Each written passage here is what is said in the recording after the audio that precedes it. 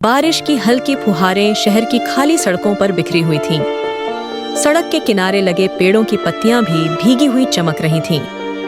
ऐसी ही एक उदास शाम थी जब आरव हाथ में एक गुलाब का फूल लिए पार्क की उसी पुरानी बेंच पर बैठा था जहां वो अक्सर सिया से मिला करता था।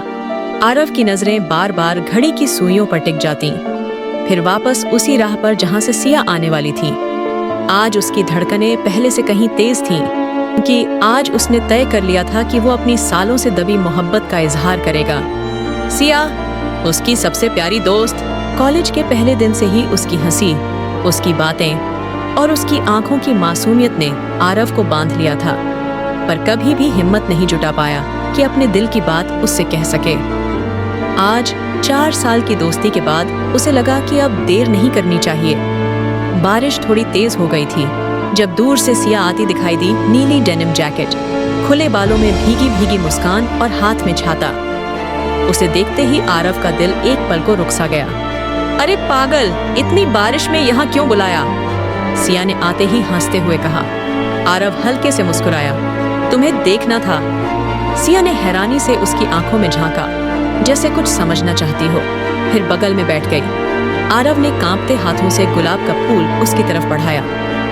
सिया, मैं तुमसे कुछ कहना चाहता हूँ, बहुत समय से। सिया ने चौंकते हुए उसकी तरफ देखा। उसकी आंखों में एक अजीब सी चमक थी, जैसे वो इस पल का इंतजार कर रही थी या शायद डर रही थी। सिया, जब से तुम्हें देखा है, तुम्हारे साथ हर पल बिताया है, मैंने अपने आप में एक अजीब सी खुशी पाई है। मैं जानता हूँ हम अच्छे दोस्त हैं, बहुत अच्छे, लेकिन मेरे लिए ये दोस्ती से कहीं ज्यादा है। मैं तुमसे प्यार करता हूँ, बहुत प्यार करता हूँ। बारिश की बूंदें अब तेज हो चुकी थीं, पर आरव को अपनी धड़कनों की आवाज उनसे भी ज्यादा तेज सुनाई दे रही थी। सिया चुप थी, उसकी आंखें नम थीं। उसने गुलाब के फूल को हाथ में थाम लिया, पर उसके होंठ कुछ बोल नहीं पा रहे थे। सिया, आरव ने धीरे से पुकारा। सिया ने नजरें झुका लीं, फिर बोली, आरव, अगर ये 2 साल पहले कहते तो शायद मैं भी, लेकिन अब सब बदल गया है। आरव का दिल धड़कना बंद कर गया था। क्या मतलब? सिया ने मुश्किल से खुद को संभालते हुए कहा। मैं किसी और से शादी करने वाली हूँ। माँ पापा ने रिश्ता तय कर दिया है और मैं मना नहीं कर पाई। एक गहरी खामोशी दोनों के बीच पसर गई। बारिश भी जैसे उनके दर्द को महसूस कर रही थी। हर बूंद अब किसी आंसू की तरह लग रही थी। तुमने कभी बताया क्यों नहीं? आरव की आवाज टूटी हुई थी। क्योंकि मैं डरती थी। सिया की आंखों से आंसू बहने लगे। डरती थी कि अगर मैंने कुछ कहा तो हमारी दोस्ती भी खत्म हो जाएगी। मैं तुम्हें खोना नहीं चाहती थी आरव। आरव ने सिर झुका लिया। उसके पास अब कोई शब्द नहीं थे। जो सपना उसने इतने सालों से अपनी आंखों में संजो रखा था, वो आज उसकी आंखों के सामने चकनाचूर हो रहा था। कुछ देर दोनों भीगे हुए बैठे रहे। सिया ने कांपते हाथों से आरव का हाथ पकड़ा। तुम हमेशा मेरे सबसे अच्छे दोस्त रहोगे, हमेशा। आरव ने दर्द भरी मुस्कान के साथ सिर हिलाया।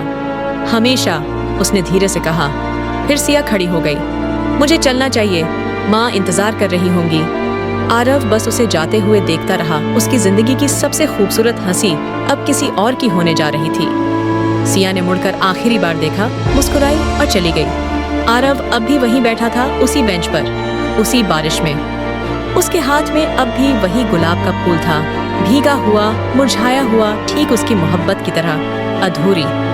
उसने धीरे से आंखें बंद की और अपने भीतर के दर्द को बारिश में घुल जाने दिया। कहते हैं ना, हर इजहार मुकम्मल नहीं होता। कुछ मोहब्बतें अधूरी रहकर भी सबसे खूबसूरत होती हैं।